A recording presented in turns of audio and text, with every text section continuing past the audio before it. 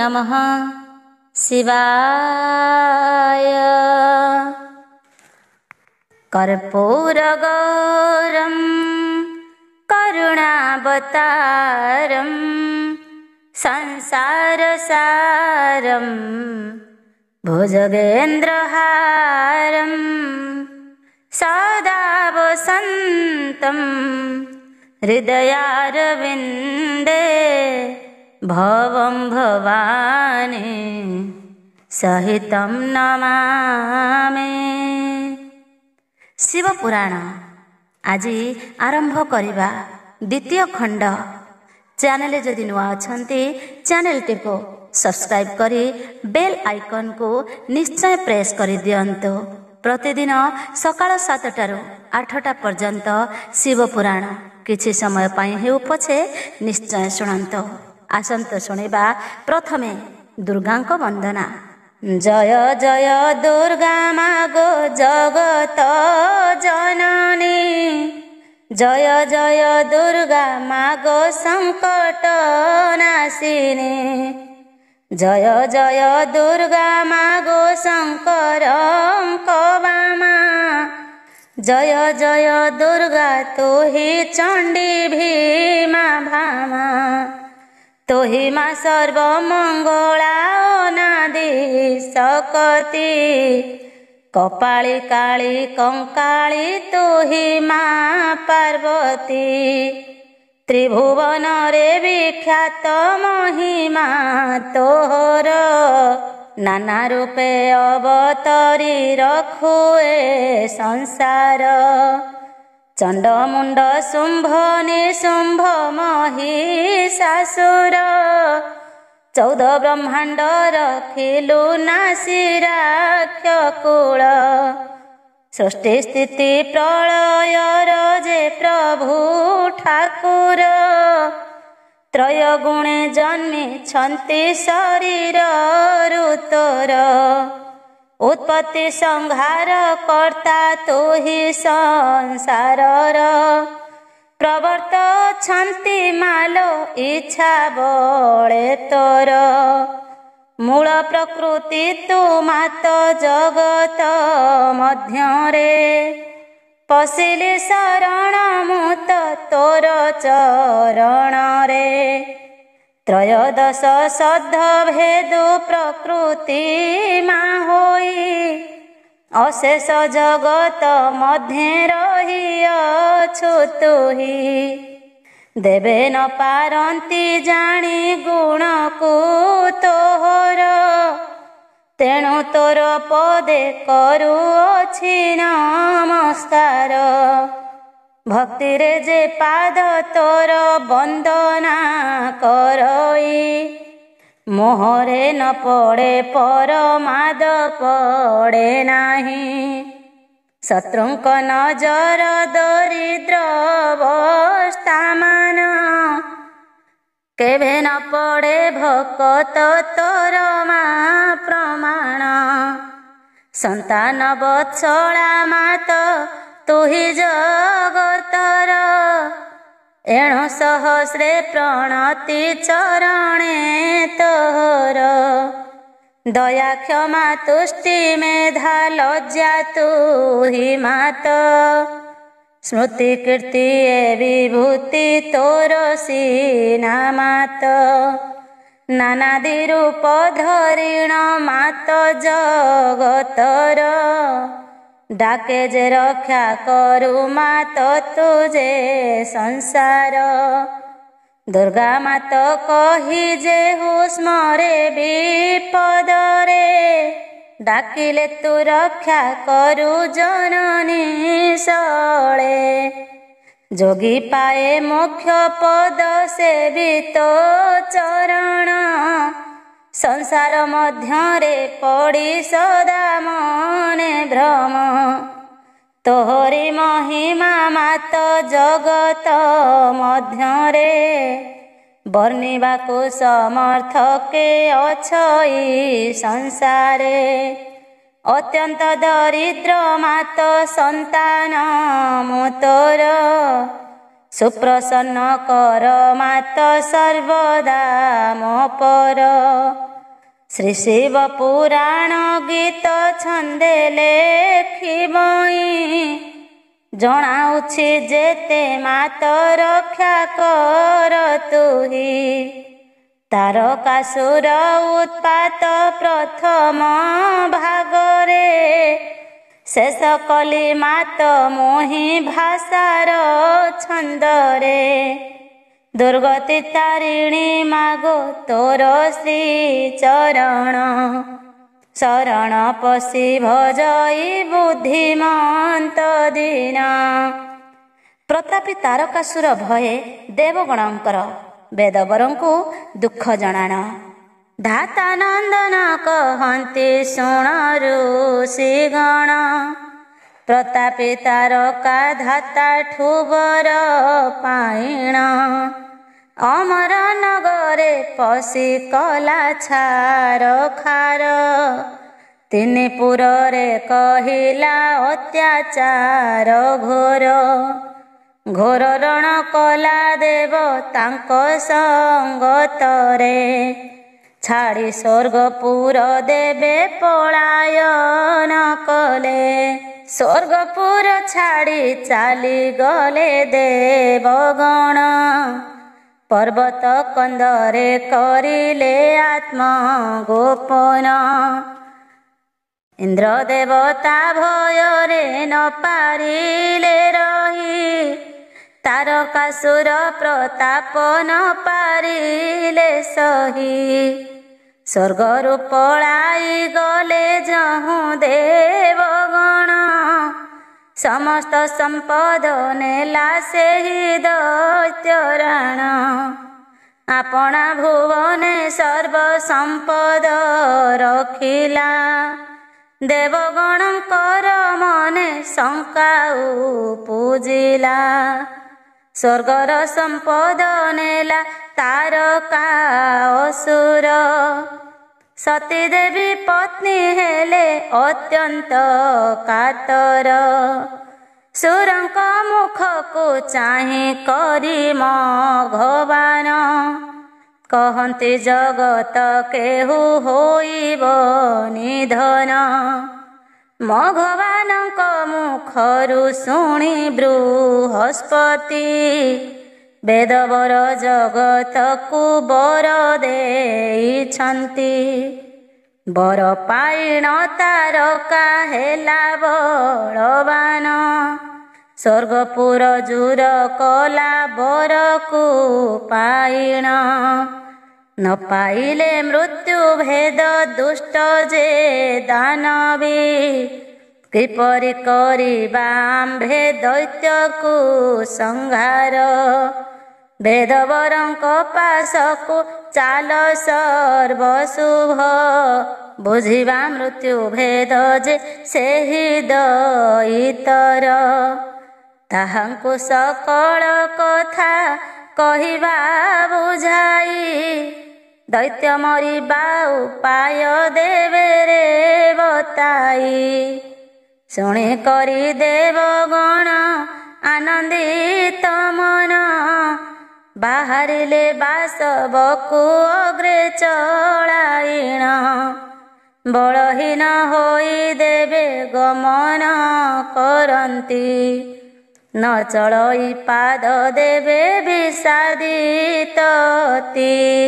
ପ୍ରବେଶ ହୋଇଲେ ଯାଇ ଯଶୋବନ୍ତୀପୁରେ। ପଦ୍ମାସନରେ ବିଜୟ ତହିଁ ବେଦବର। ଅଙ୍ଗରୁ ଜ୍ୟୋତି ତାଙ୍କର ହୋଇ ବାହାର। ଅଷ୍ଟବଧାନେ ସିନା ତହିଁ ବେଦବର। ମହାହରଷିତ ହେଲେ ସକଳ ଅମର। ପଦ୍ମ ବିକାଶ ହୋଇ ସୂର୍ଯ୍ୟଙ୍କୁ ଦେଖିଣ। ପଦ୍ମଜନୀଙ୍କ ପାଦରେ ଶିର ଲଗାଇଲେ। ସର୍ବସୁର ହସ୍ତ ଯୋଡ଼ି ସ୍ତୁତି ଆରମ୍ଭିଲେ। ନମସ୍ତେ ହେ ପିତାମହ ତାତ ଜଗତରେ। ତୁମ୍ଭଠାରୁ ସୃଷ୍ଟି ସିନା ସକଳ ସଂହାର। ପାଳୁଅଛି ବିଶ୍ୱ ବିଷ୍ଣୁ ରୂପକୁ ଧରିଣ। କଳ୍ପନ୍ତେ ନାଶ କର ରୁଦ୍ର ଯା ହୋଇଣ। ବ୍ରହ୍ମା ରୂପେ ସୃଷ୍ଟି କରୁ ଅଛ ଚରାଚର। ତ୍ରୟମୂର୍ତ୍ତି ଧାରନ ମେ ଚରଣ ତୁମ୍ଭର। କାରୁଣ୍ୟ ଜଳ ସେ କାଳେ ଘୋଟିଲା ସଂସାର। ଆଦି ହୋଇଥିଲ ତୁମ୍ଭେ କଇ ଶରୀର। ସେ ଜଳ ଥିଲା ଯେବେଳେ ଘୋଟି ବ୍ରହ୍ମାଣ୍ଡରେ। ଉତ୍ତମ ବୀଜକୁ ପକାଇଲ ସେତେବେଳେ। ବୀଜଟି ବର୍ଦ୍ଧିତ ବେଳୁ ବେଳ ଯେ ହୁଅଇ। ତାହାକୁ ବ୍ରହ୍ମାଣ୍ଡ ବୋଲି ଜ୍ଞାନୀ ଜନ କହି। ସେହି ଗୋଟି କରୁ ତ୍ରୟ ରୂପ ପ୍ରକାଶିଲ। ଏକୁ ତିନି ମୂରତି ଯା ସଂସାର ରେ ହେଲ।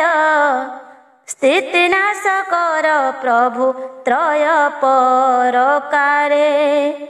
ତିନି ରୂପ ଏକୁ ହେଲ ସଂସାର ମଧ୍ୟରେ। ସ୍ତ୍ରୀ ରୂପ ତୁମ୍ଭେ ପୁଂସ ରୂପଟି ତୁମ୍ଭର। ତବ ବିଜେ ଆନଗତି ନାହିଁ ସଂସାରର। ପିତା ମାତା ଅଟ ତୁମ୍ଭେ ସକଳ ପ୍ରାଣୀର। ଜାତ କରିଅଛ ତୁମ୍ଭେ ଏହି ଚରାଚର। ଦିବସେ ତୁମ୍ଭର ଜନ କରନ୍ତି ଜନମ। ରାତ୍ରି କାଳେ ଯାନ୍ତି ସର୍ବେ ସମନ ସଦନ। ସ୍ଥାବର ଜଙ୍ଗମ ନାଶ ଯାଏ ସେହି କାଳେ।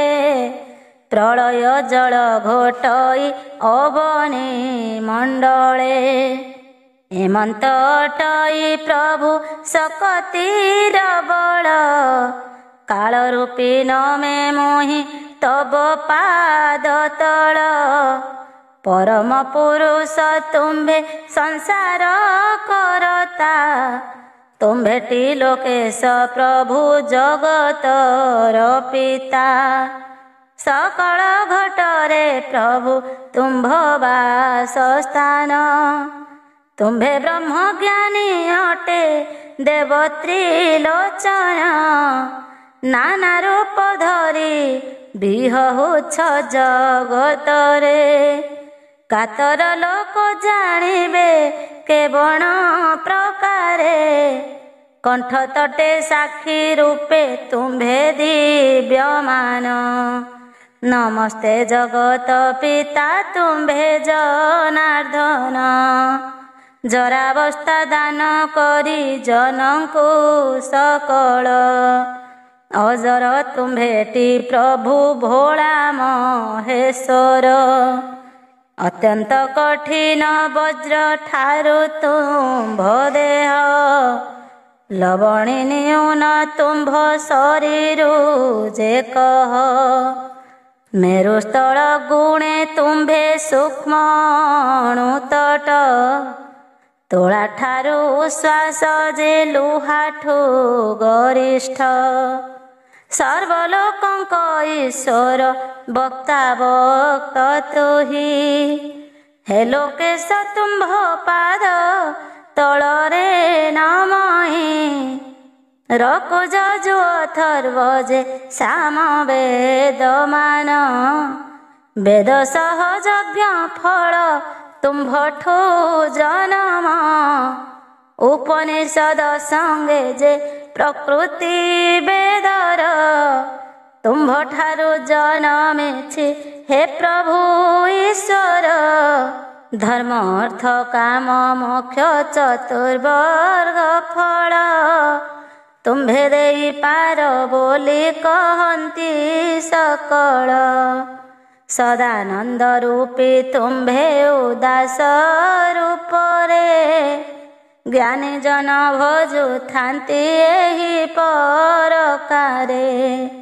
କାବ୍ୟକାଳା ନଳ ପିତୃଗଣ ଯେ ଅଛନ୍ତି, ତାହାଙ୍କର ପିତାମହ ଆପଣ ଅଟନ୍ତି। ତୁମ୍ଭେଟି ଦେବତା ଅଟ ଦେବ ଯେ ଶଙ୍କର, ତୁମ୍ଭ ପ୍ରଭୁ ପଣ କଥା ଅଟଇ ଅସାର। ଗୋଚର ନ ହୁଅ କେବେ ଇନ୍ଦ୍ରିୟ ମନରେ, ପରାତ୍ପର ନାଥ ତୁମ୍ଭେ ସଂସାର ମଧ୍ୟରେ। ତୁମ୍ଭେ ହୋମର ଦରକ କରତା ହୋମର, ଆପେ ଦେଇ ଆପେ କର୍ତ୍ତା ତୁମ୍ଭେଟି ଠାକୁର। ଯଜ୍ଞକମାନଙ୍କୁ ସ୍ୱର୍ଗ ପୁରେ ଦିଅ ସ୍ଥାନ, ମହିମା ତୁମ୍ଭର ବର୍ଣ୍ଣି ନ ପାର ଜନ। ଯେ ଦରବମାନ ସବୁ ତୁମ୍ଭଙ୍କୁ ବୁଝଇ, କି ବୋଲି ସ୍ତୁତି କରିବୁ ତୁମ୍ଭ ନାମ ଗାଇ। ତୁମ୍ଭେ ହିଁ ନିଷ୍କାମ ପୁଣି ତୁମ୍ଭେଟି ସକାମ, ସାତ୍ୱିକକୁ ମୋକ୍ଷ ଫଳ କରୁଛ ପ୍ରଦାନ। ଜାତ କରିଅଛ ତୁମ୍ଭେ ଚଳ ଯେ ଅଚଳ, ଅଚ୍ୟୁତ ନାମ ତୁମ୍ଭର ତାଙ୍କୁ ପ୍ରତିପାଳ। ରୁଦ୍ର ରୂପ ଧର ପ୍ରଭୁ ସଂହାରିବା କାଳେ, ତମ ଗୁଣ ଧରି ସଂହାର ଯେ ଶୟଳେ।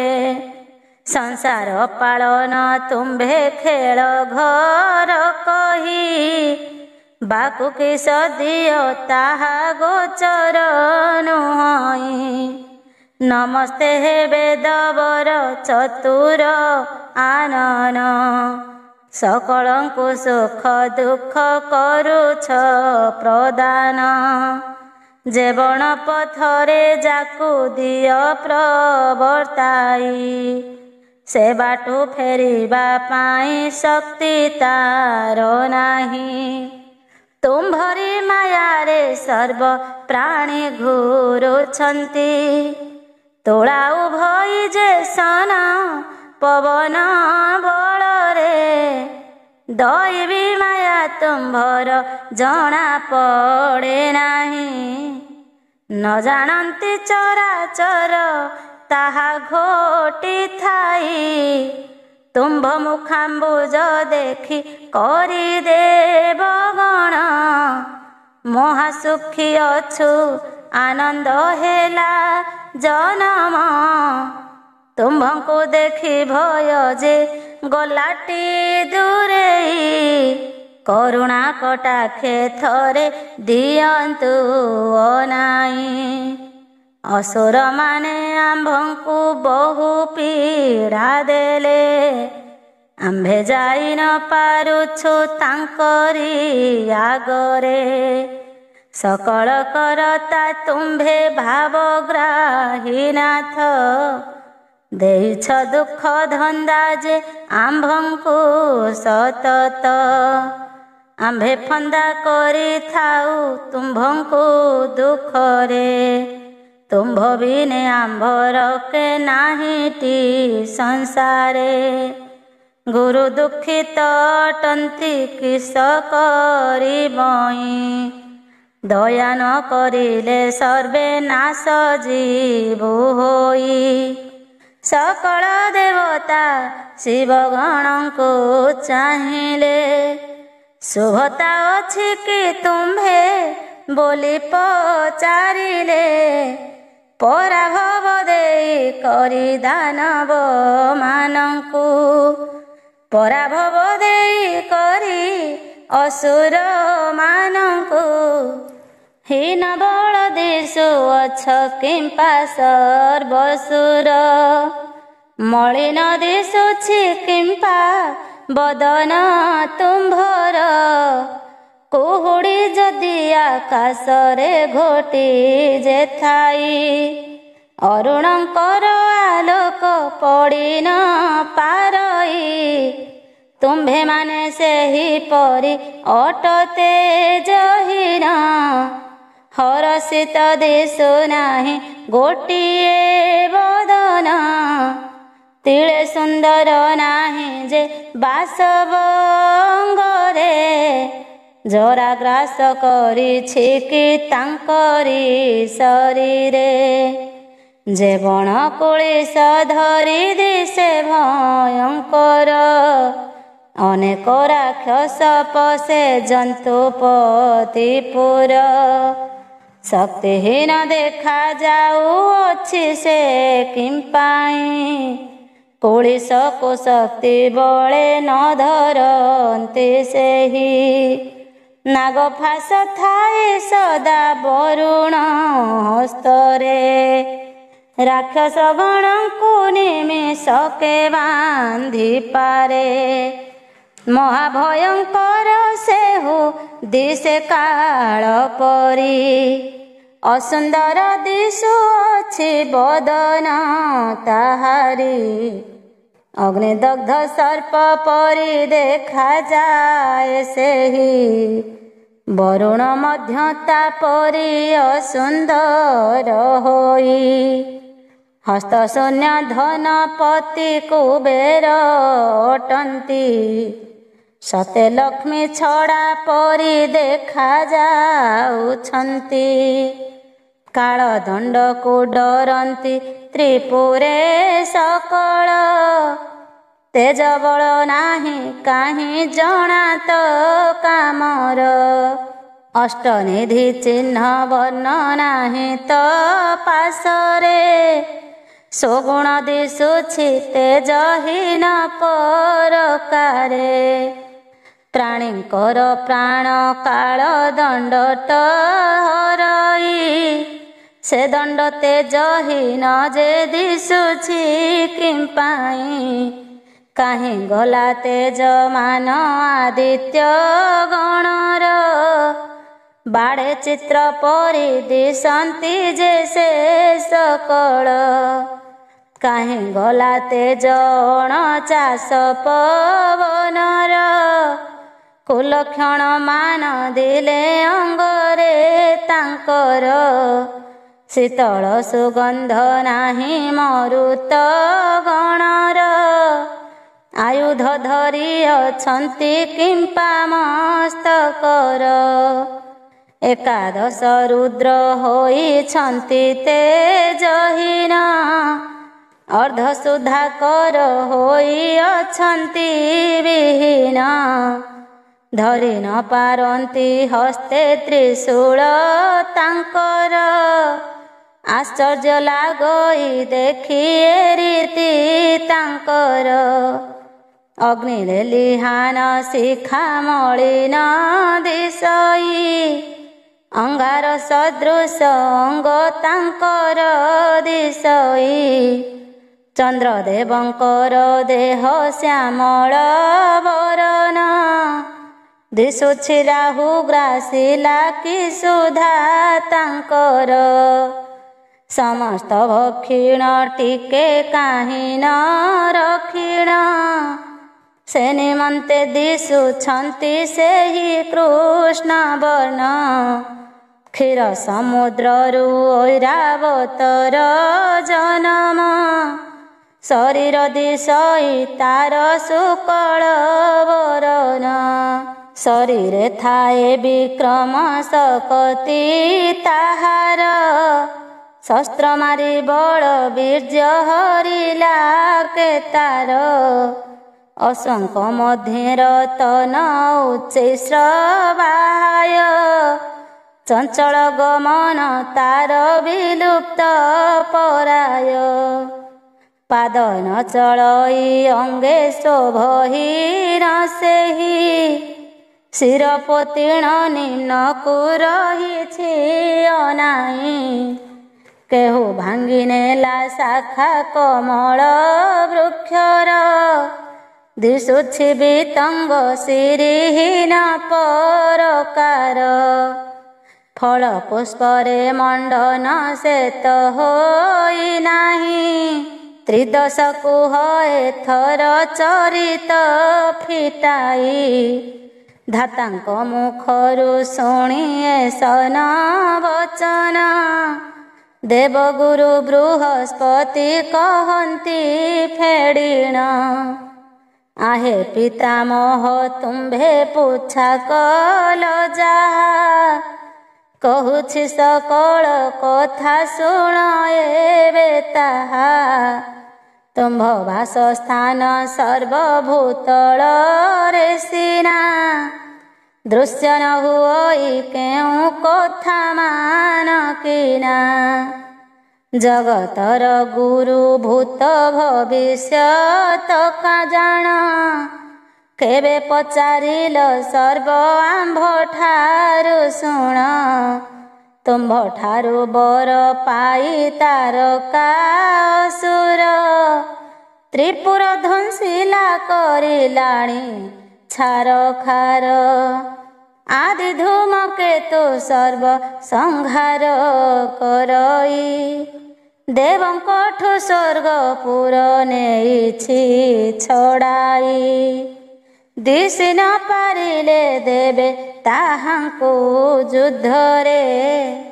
निज जीवन को घेनीन्द्र पळाइले सुरपुर रे नाहांती एबे देवगण द्वैत संगरे संधि करंती स्थापन सनमत होई अछि प्रतापी असुर बाछि नेला सार द्रव्य मानस रोगर कहिला सकल सेवा करिब मोहर त्रुटि कले न रखिबि गोटिए अमर आशिब संगरे नीति घेन भगवान नहिले घेनिब सर्वदेवंक पराण एही परि आज्ञा देई गलानी जपुर सेही दिनु आज्ञा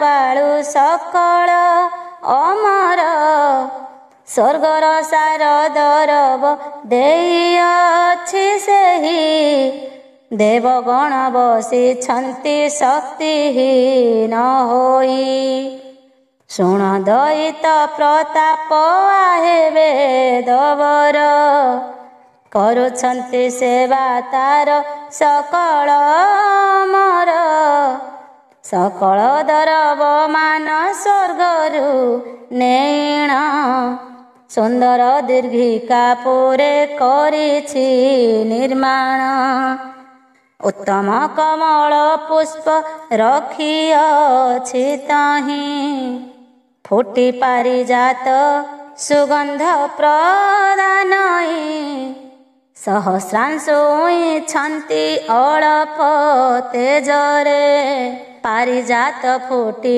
दीर्घिका सुंदर करे उपवन करिछि ता चौपाशे सेही समीर देवता धीरे सेठारे बहई करुथाए भीति पुष्प झड़ी जीव काले कोपिब दैतपति ताहार उपरे पुष्प फल फली अछि अकल वृक्षरे आपणा इच्छारे झड़ी न पड़ई तले पंचदश कला बही करी सुधाकर दैतर होइछन्ति सेही छत्रधर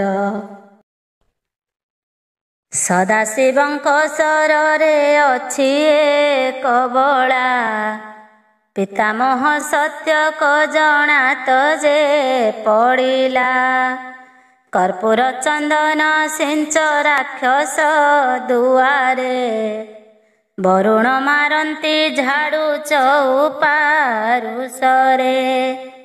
इंद्रद्वार देशरे जे बसी थांती तार बिंचणी घेनी बिंचंती शरीर कुतार अश्विनी कुमार दुहे पाखे पाखे थांती जोर व्याधि किरे तांको औषध दियंती ଅନଳ ରଜକ କାର୍ଯ୍ୟ କରୁଅଛି ତାର, ନୀତି ନୀତି କାଟୁଅଛି ତାହାର ମରାଳ। ଶୁକ୍ଳ ଯେବେ ବସନ ନୁହେଁ କେଉଁ ଦିନ, ନାନାଦି ଭର୍ସନା ତାଙ୍କୁ କରେ ଦୈତ୍ୟରାଣ। ବସନ ମାନଙ୍କୁ ତାର କୁଞ୍ଚ ସଜାଡ଼ିଣ, କୁବେର ଯୋଗାଇ ଦିଅନ୍ତି ସଂଯତ ହୋଇଣ। ନିଶାରେ ପହରା ଦିଅନ୍ତି ନଈର ତଗଣ, ବିଶ୍ୱକର୍ମା କରୁଛନ୍ତି ମନ୍ଦିର ନିର୍ମାଣ। ଅସୁର ବିହାର କରେ ଯେବେ ଉପବନେ, ଚଉପାଶେ ବେଦି ରହିଥାନ୍ତି ସୁରଗଣେ।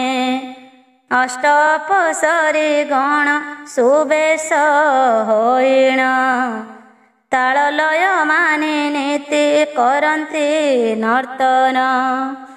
ଯାପରେ ଶରଧା ଭଳି ପଡ଼ଇ ତାହାର, ନ ଚାହୁଥାଏ ପୁଣି ଯେ ତାକୁ ବାରମ୍ବାର। ପାଞ୍ଚ ବିଡ଼ା ଘେନି କରି ମୁହିଁ ପ୍ରତିଦିନ, ଉଭା ହୋଇ ତା ସମୀପେ କରଇ ଲଗନ। ମାଡ଼ ଭଏ ନବଗ୍ରହ ଗଣ ଆନନ୍ଦରେ, ରହିଥାଉ ଦଇତର ଏକାଦଶ ଘରେ। ବିଦ୍ୟାଧର କିନ୍ନର ଯେ ଗନ୍ଧର୍ବ ଗଣ, ମାଜଣା କରନ୍ତି ପୁଣି କରନ୍ତି ମର୍ଦ୍ଦନ। ଧନନ୍ତରୀ ଯୋଗାଡ଼ନ୍ତି ମଣୋହି ତା ପାଇଁ, ଗନ୍ଧର୍ବ ନନ୍ଦିନୀ ଦିଅନ୍ତି ତାମ୍ବୁଳ ଯୋଗାଇ। ବିଦ୍ୟାଧରୀ ମନେ ଗୁନ୍ଥି କୁସୁମର ମାଳ, ଯୋଗାଡ଼ି ଧନ୍ୟ ଦେଇଛ ପିତାମହ ବର। ଯେତେ ସାର ସାର ରତ୍ନ ସମୁଦ୍ର ମଧ୍ୟର, ଦୈତ୍ୟ ନେଇ କରିଅଛି ତା ଭଣ୍ଡାରେ ଠୁଳ। ଯେଉଁ ମହାମଣି ଥିଲା ବସୁକି ମଥାରେ, ଯାହା ତାର ଗୁଣ ପିତା ତୁମ୍ଭର ଜ୍ଞାତରେ। ଅଙ୍ଗେ ମଣି ଥିଲେ କ୍ଷୁଧା ତୃଷା ହୁଏ ଦୂର, ସେ ମଣି ଦେଇ ଶରଣ ପଶେ ସର୍ପବର। ନାଗବଳ ଘେନି ନୀତି ତାର ସେବା କରେ, ନୋହିଲେ ନଥାନ୍ତି ଏହି ପାତାଳ ନଗରେ। ଦେବତା ନାଗ ଗଣଙ୍କ ଦୁର୍ଦ୍ଦଶା ଏପରି, ମର୍ତ୍ତ୍ୟରେ ମାନବ ରାଜା ତାକୁ କି ବାସରି। ଯେ ବଣ ରାଜାର ରାଜ୍ୟେ ଯା ଫଳ ଫଳଇ, ସେ ଦୈବ ଆଣି କରି ତାରକା ଭୁଞ୍ଜଇ। ପ୍ରାଣ ରକ୍ଷା ପାଇଁ ଯେବେ ଅନ୍ତ ବସ୍ତ୍ର ଦାନ, ଦିଅନ୍ତେ ହରି ନିଅନ୍ତେ କେତେ ଦୈତ୍ୟରାଣ। ଗିରି ସମକାଳେ ମିଳି ଚାରି ମେଘମାଳ, ବୃଷ୍ଟି କରନ୍ତି ସୂକ୍ଷ୍ମ ଯେ ଜଳ କଣାମାନ। ଯଜ୍ଞ କର୍ମ ମାନ କିଏ କଲେ କେତେବେଳେ, ସେ ହବି ରାକ୍ଷସ ଭୁଜେ ତାର ପ୍ରତାପରେ। ଦେବଗଣଙ୍କୁ ତହିଁରୁ ଭାଗ ନ ଦିଅଇ, ପିତୃଗଣଙ୍କର କ୍ଲେଶ କହିତ ନ ହୋଇ। ପିଣ୍ଡ ଦିନ ଜଳ ତିଳ ଯେ ଜନ ଦିଅଇ, ସେ ଶ୍ରାଦ୍ଧ ଦରବ ମାନ ତାର କାନିଅଇ। ଗଙ୍ଗା ଗର୍ଭେ ଯେଉଁ ପୁଣ୍ୟ ଥିଲା ରହି ଜଳ, ଆପଣା ବାମ୍ଫରେ ରଖିଛି ତାର କାସୁର। ସୁବର୍ଣ୍ଣର ଶୃଙ୍ଗ ଯାହା ମେରୁ ପର୍ବତର, ଦଇବେ ରଖିଲେ ନେଇ ଉପାଡ଼ି ସକଳ।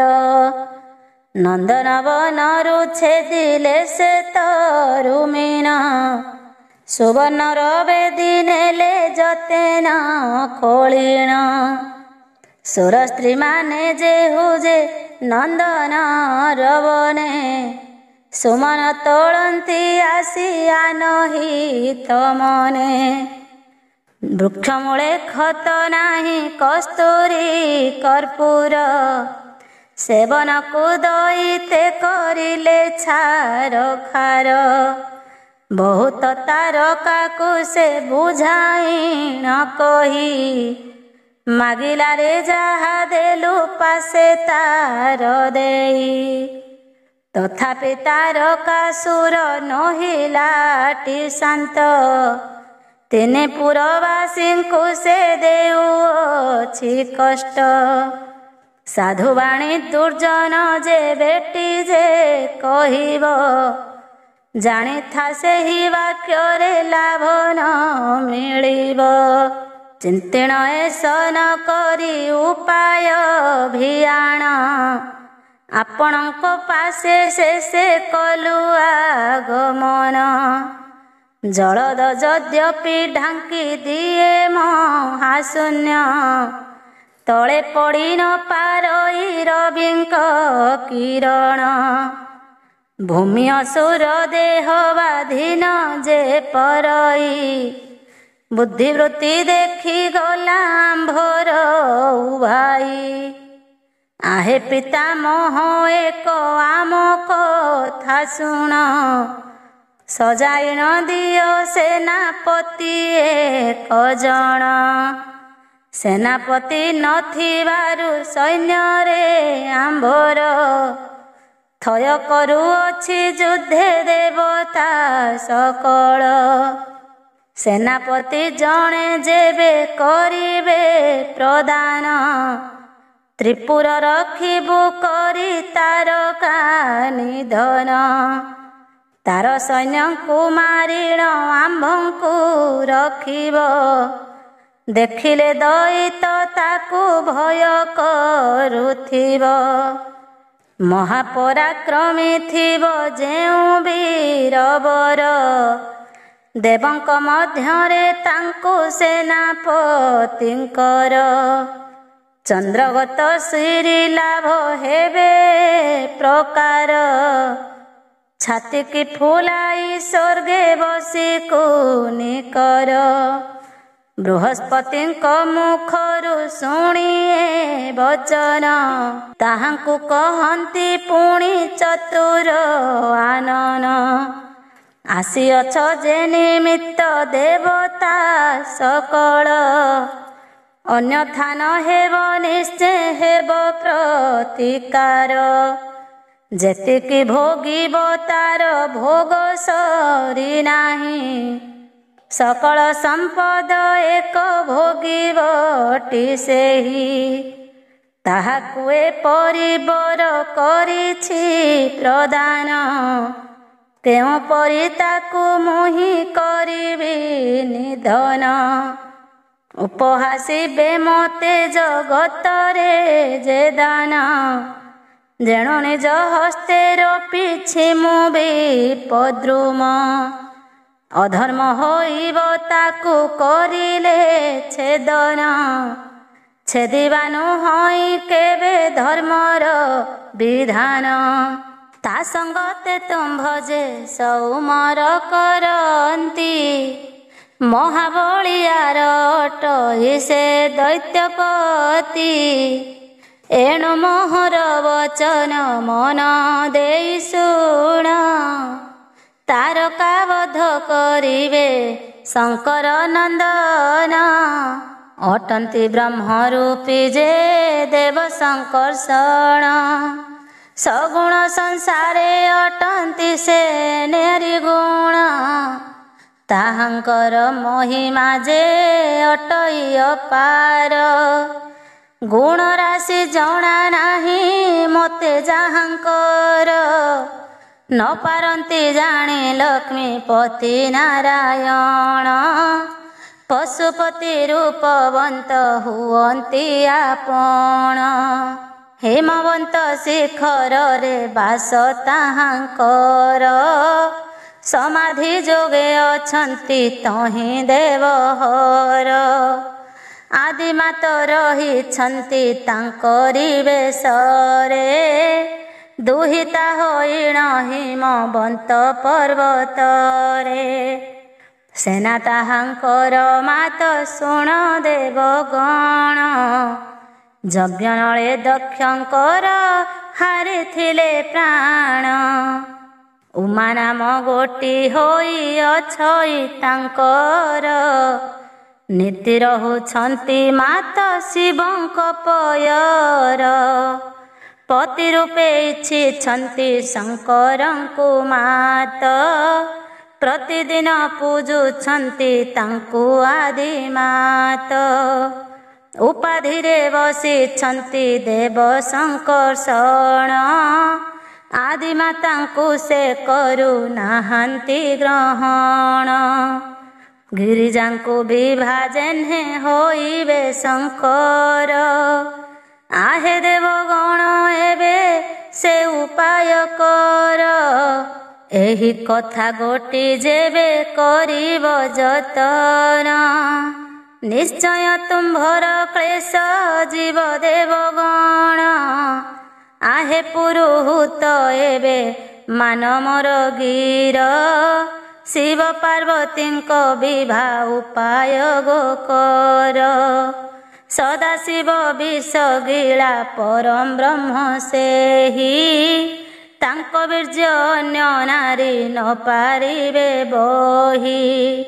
ଆଦିଶକ୍ତି ମାତ ତାହା ଅକ୍ଷମ ଅଟନ୍ତି।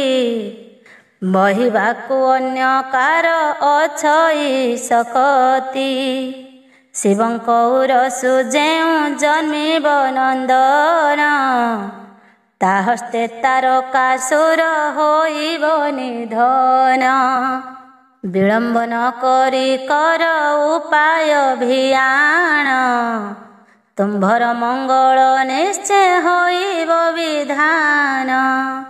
ବିଳମ୍ବ ନ କରି ଯାଅ ସର୍ବଦେବଗଣ। ଗୀତ ଛନ୍ଦେ ବିରଚିଲେ ବୁଦ୍ଧିମନ୍ତ ଦିନ। ଶିବଙ୍କର ସମାଧି ଭଗ୍ନ କରିବାକୁ ଯାଇ କନ୍ଦର୍ପ ଭସ୍ମୀଭୂତ। ଆନ କଥା ମନ ଦେଇ ଶୁଣ ଋଷିବର। ପିତାମହଙ୍କୁ ନ ମିଳେ ସକଳ ମର। ପୟରେ ନମୀଣ ବାହାରିଲେ ଦେବଗଣ। ଆଶୀର୍ବାଦ କଲେ ତାଙ୍କୁ କରୁଣା ନିଧାନ। ପ୍ରବେଶିଲେ ଅନ୍ତପୁର ବେଦବର ଯାଇ। ସୁନାସିର ଗଲେ ସଙ୍ଗେ ଦେବତାଙ୍କୁ ନେଇ। ସୁରସଭା ମଧ୍ୟେ ବିଚାରନ୍ତି ସୁନାସିର। ପାର୍ବତୀଙ୍କୁ ବିଭା କେହ୍ନେ ହୋଇବେ ଶଙ୍କର। ପାର୍ବତୀ ସଦାଶିବ ନ କଲେ ଯେ ଗ୍ରହଣ। ହୋଇ ନ ପାରିବ କେବେ ତାରକା ନିଧନ। ବ୍ରହ୍ମେଲୟ କରି ବସି ଅଛନ୍ତି ଶଙ୍କର। ବହୁକାଳୁ ଚାକ୍ଷୁ ଖୋଲା ହୋଇନି ତାଙ୍କର। ଭାଙ୍ଗିକେ ତାଙ୍କ ତପ ଯେ ସଂସାର ମଧ୍ୟର। କନ୍ଦର୍ପ ପାରିବ ଏକା ଭାଙ୍ଗିଣ କେବଳ। ଏସନ ବିଚାରି କନ୍ଦର୍ପକୁ ଡକାଇଲେ। ବସାଇ ପାଶରେ ସ୍ନେହେ ବଚନ ବୋଇଲେ। ହେ କନ୍ଦର୍ପ ଶୁଣ ଏବେ ବଚନ ଆମ୍ଭର। ଦେବତା ହିତରେ ଏକ କର୍ମ ତୁ ହି କର। ଏସନ ବଚନ ଇନ୍ଦ୍ର ମୁଖରୁ ଶୁଣିଣ। କୃତ୍ୟ କୃତ୍ୟ ହୋଇ ମନେ ବିଚାରେ ମଦନ। ମୋହର ଜୀବନ ଆଜି ସଫଳ ହୋଇବ। ଯେଣୁ ସୁଦୟା କରିଲେ ମୋ ପରେ ବାସବ। ଆପଣା ମନ ମଧ୍ୟରେ କରଇ ବିଚାର। କି କର୍ମ କରିବି ଆଜ୍ଞା ଦିଅ ଆଖଣ୍ଡଳ। ଯାହା ଦେଶ କରିବ ନିଶ୍ଚୟ ପାଳିବି। ଭୃତ୍ୟ ହୋଇ ପ୍ରଭୁ ଆଜ୍ଞା ଭାଙ୍ଗିକି ପାରିବି। ଯାହା ଆଜ୍ଞା କରିବ ତା ମୁହିଁ ପାଳିବଇଁ। ନିମେଷେ ପାରି ତ୍ରିପୁରକୁ ମୁହିଁ ମୁକତି ଯୋଗୁ କହ ଯେ କେଉଁ ମୁନିବର। ନ ମାନି ତୁମ୍ଭଙ୍କୁ ଛନ୍ତି ସମାଧି ଯୋଗର। ତାହାଙ୍କର ଯୋଗ କି ନା କରିବି ଭଗନ। କିବା ତୁମ୍ଭର ଶତ୍ରୁକୁ ନାସିବି ଯାଇଣ। ଧର୍ମ ଅର୍ଥ କାମ ମୋକ୍ଷ ଅଛି କି କାହାର। କରିବାକୁ ଥିଲେ କୁହ ମୋତେ ପୁରନ୍ଦର। କିବା ଅସତି କରିବି ସତୀକୁ ଯାଇଣ। ନେଲ ଯେ ସଜାଇ ଆଣିବଇଁ ଭଗବାନ। କ୍ଷଣକ ମଧ୍ୟରେ କାମ ଛଟା ଲଗାଇବି। ପବିତ୍ରତାକୁ ବି ଟପି ସଜାଇଣ ଦେବି। ତୁମ୍ଭ ହସ୍ତେ ଯେ କୁଳିଶ କରିଛ ଧାରଣ। ସେ କୁଳିଶ ବଳେ ଯାହା ନୁହେଁ ବିନାଶନ। ପୁଷ୍ପ ବାଣ ଘେନି ତାହା କରିବଇଁ ମୁହିଁ। ବ୍ରହ୍ମଜ୍ଞାନୀକୁ ନିମିଷେ ମୋହି ମୁଁ ପାରଇ। ଏହି ଫୁଲ ଧନୁ ଥିଲେ ହସ୍ତରେ ମୋହର। ମୋହି ପାରଇ ଏଥିରେ ସକଳ ମୋର। ଅଶୋକର ଶାଳ ଅତି କୋମଳ ଅଟଇ। ନୀଳୋତ୍ପଳ ନିଆଳି କମଳକୁ ଯେ ନେଇ। ଇକ୍ଷୁ ବାଣ ନିପଧନୁ ମୋର କରେ ଅଛି। ବିହିରେ ମନ ଦେଇ ମୁଁ ବର୍ଭିକେ ଯାଇଛି। ଶିବ ପିନାକ ଧନୁକୁ ଧରିଥିବେ କର। ଧୈର୍ଯ୍ୟ ବନ୍ଧ ଭାଙ୍ଗି ଦେବି ମୁହିଁ ତାହାଙ୍କର। ମୋହ ସମ୍ମୁଖରେ ଛନ୍ତି ଯେତେ ଧନୁର୍ଧାରୀ। ତାହାଙ୍କୁ ଗଣଇ ନାହିଁ ମୁହିଁ ବୀର ବୋଲି। ମଦ୍ୟପାନରେ ଅସୁର ହୋଇଥାନ୍ତି ମତ। ମୋହିବା ତାହାଙ୍କୁ ମୋତେ ଅଟଇ କିଞ୍ଚିତ। ହରସ ମନେ ବାସବ ଆଜ୍ଞା ମୋତେ କର। ତବ ଆଜ୍ଞା ଦେବ ମୁହିଁ ପାଳିବିନି କର। ମଦନଙ୍କର ମୁଖରୁ ଶୁଣି ଏ ବଚନ। ବଜ୍ରପାଣି ଶୁଣି ହେଲେ ଆନନ୍ଦିତ ମନ। ଯାହା ପୁଚ୍ଛା କଲ ମନ ଦେଇ ମୋଠୁ ଶୁଣ। ଏଠାନରୁ ଏବେ ତୁମ୍ଭେ କର ଜାଗମନ। କୈଳାସ ପର୍ବତକୁ ଏହି କ୍ଷଣି ଯିବ।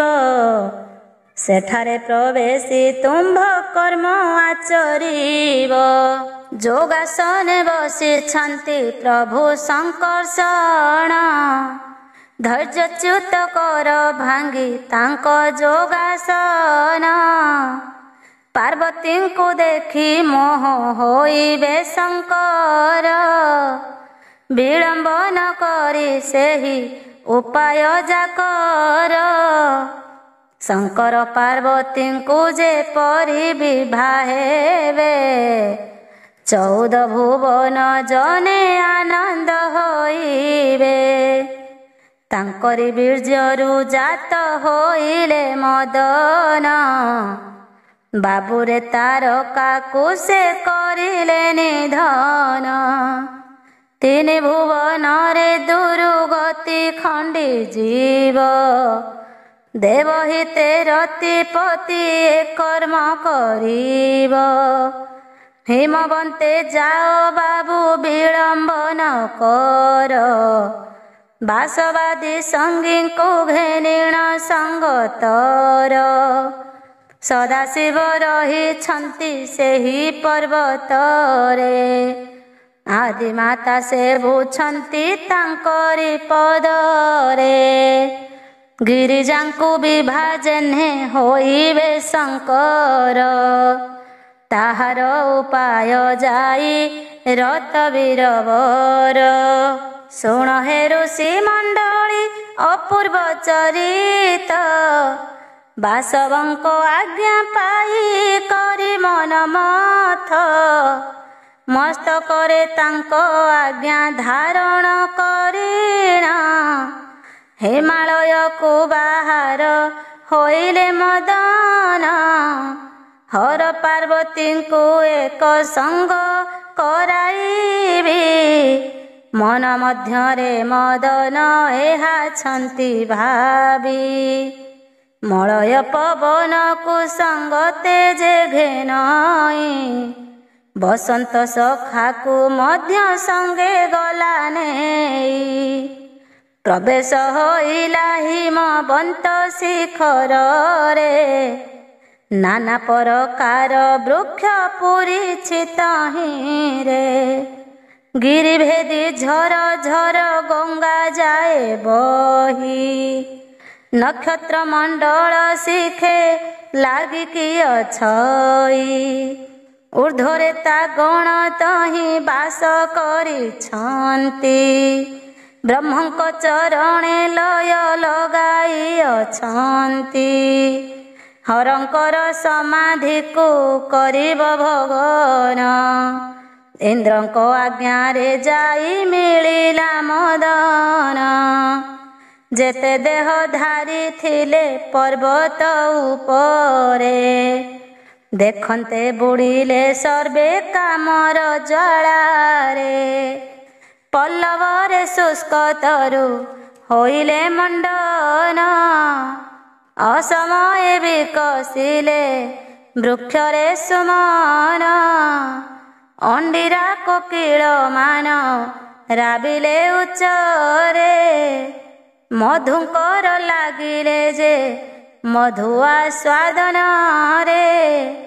କନ୍ଦର୍ପ ଧନୁରେ ପୁଷ୍ପ ବାଣକୁ ଜଖିଲା। ଶିବଙ୍କ ରୂପକୁ ଦେଖି ଭୟ ସେ ପାଇଲା। ଆଗକୁ ଯିବା ପାଇଁ କି ସାହସ ନ କରେ। ଗୁପତ ହୋଇ ରହିଲା ଲତା ଅଭ୍ୟନ୍ତରେ। କାଣ୍ଡକୁ ସନ୍ଧିଣ ଧନୁ ଧରିଛି ମଦନ। ବେନି ସଖୀ ଧରି ଆସେ ନାରୀ ଏକ ଜଣ। ସେ ତ ହିମବନ୍ତ ସୁତା ମଦନ ଦେଖଇ। ଫୁଲ ତାମରସ ପରି ମୁଖ ବିରାଜଇ। ନାନା ଭରଣ ଅଙ୍ଗେ ଦିଶଇ ସୁନ୍ଦର। ତପି ଢଳି ଯିବେ ଦେଖି ରୂପକୁ ତାଙ୍କର। ପୂଜାର ସମ୍ଭାର ଛନ୍ତି ଧରି ସଖୀ ଗଣ। ଜଗତ ଜନନୀ ଅଛି ପ୍ରଭୁ ସନ୍ନିଧାନ। ନଦୀ ଆଗମନ ଦେଖି କରି ଦେବୀଙ୍କର। ଜଣାଇଲି ଶିବଙ୍କୁ ଯେ ଯୋଡ଼ିବେନି କର। ନାନା ଉପଚାର ମାନ ଏକତ୍ର କରିଣ। ସଦାଶିବଙ୍କୁ ମାଏ ଯେ କଲେ ଅରଚନ। ପଦ୍ମ ପୁଷ୍ପମାଲ ତାଙ୍କ ଗଳେ ଲମ୍ବାଇଲେ। ଘେନିବା ବେଳେ ଶଙ୍କର ଦେବୀଙ୍କୁ ଚାହିଁଲେ। ଛିଦ୍ର ପାଇଁ କାମଦେବ ଟାଣି ପୁଷ୍ପ ବାଣ। ମୋରକୁ ପ୍ରହାରିଲେ ଯେ ସାୟକ ମଦନ। ପଞ୍ଚଶର ମରମରେ ଭେଦ କଲା ଯାଇ। ଧୈର୍ଯ୍ୟ ଧରି ନ ପାରିଲେ ବାସବର ସାଇ। ଅଙ୍ଗରେ ଅନଙ୍ଗ ପୀଡ଼ା ଦେଲା ବେଳୁ ବେଳ। ମନ ରହିଗଲା ତାଙ୍କ ପାର୍ବତୀଙ୍କ ପର। ଧୈର୍ଯ୍ୟଚ୍ୟୁତ ହେଲା ମନେ ଭାବନ୍ତି ଶଙ୍କର। ମନ ବିଚଳିତ କିମ୍ପା ହୋଇଲା ମୋହର। ଅବସନ୍ତରେ ବସନ୍ତ ପବନ ବହଇ ଅଣ୍ଡିରା କୋକିଳ ସୁନ ଶୁଭେ କାହିଁ ପାଇଁ। ପୃଷ୍ଠ ଭାବେ ଚାହିଁ ଦେଲେ ଦେବ ସଂକର୍ଷଣ ଦେଖିଲେ ପୃଷ୍ଠ ଭାଗରେ ବସିଛି ମଦନ। କୁସୁମ ସାୟକ ଧରି ଅଛି ବୀରବର ପୁନ ପୁନ ବିନ୍ଧୁ ଅଛି ବକ୍ଷକୁ ତାଙ୍କର। ଦେଖନ୍ତେ ମଦନେ ପ୍ରଭୁ ମହାକ୍ରୋଧ ହେଲେ ଭାଲ ନେତ୍ର ଖୋଲି ଦେଇ ତାହାଙ୍କୁ ଚାହିଁଲେ। ତୃତୀୟ ନୟନ କଥା ଶୁଣ ଋଷିଗଣ ଅତି କୋପେ ଚାହିଁ ଦେଲେ ଯହୁଁ ସଂକର୍ଷଣ। ସେ ନେତ୍ର ମଧ୍ୟରୁ ଅଗ୍ନି ଉତ୍ପନ୍ନ ହେଲା ସେ ନେତ୍ର ଗୋଟିକ ପ୍ରଜ୍ୱଳିତ ଦେଖାଗଲା। କନ୍ଦର୍ପର ଶରୀରେ ପ୍ରବେଶନ୍ତେ ସେ ଯାଇ ଜଳିନ କନ୍ଦର୍ପ ଗଲା ଭସ୍ମୀଭୂତ ହୋଇ। ଆକାଶ ମାର୍ଗରେ ଦେଖୁଥିଲେ ଦେବଗଣ କୋପ ଶାନ୍ତ କର ବୋଲି ବୋଇଲେ ବରନ। ଶାନ୍ତ କର କୋପ ପ୍ରଭୁ ଭୋଳା ମହେଶ୍ୱର ଶୂନ୍ୟମଣ୍ଡଳୁ ଡାକନ୍ତି ଉଚ୍ଚେ ସର୍ବସୁର। ହର କୋପାନଳେ କାମ ଲୋଭିଲା ମରଣ ଦେଖି ମନେ ବିଚାରିଲେ ପ୍ରଭୁ ସଂକର୍ଷଣ। ଯେଣୁ ବିଘ୍ନ ଉପୁଜିଲା ଏହି ସ୍ଥାନ ପର ଅନ୍ୟ ସ୍ଥାନେ ଯିବା ମନ ବଳିଲା ତାଙ୍କର। ଏପରି ମନ ମଧ୍ୟରେ ବିଚାର କରିଲେ ଅନ୍ତର୍ଧ୍ୟାନ ହୋଇ କରି ତହୁଁ ଚାଲିଗଲେ। ସଦାଶିବ ଭୋଳାନାଥ ଦେବ ସଂକର୍ଷଣ ଅପରାଧୀ ହୁଅ ନାହିଁ ତାହାଙ୍କୁ ରଜନ। ଦକ୍ଷ ଅପରାଧୀ ହୋଇ ପାଇଲା ଯେ ଫଳ ତାହା ଶୁଣିଛ କର୍ଣ୍ଣରେ ଋଷିଏ ସକଳ। ଦୀନ ବୁଦ୍ଧିମନ୍ତ ହସ୍ତେ ଲେଖନି ଧରିଣ ବିରଚଇ ବସି ସଦା ଶିବଙ୍କର ଗୁଣ।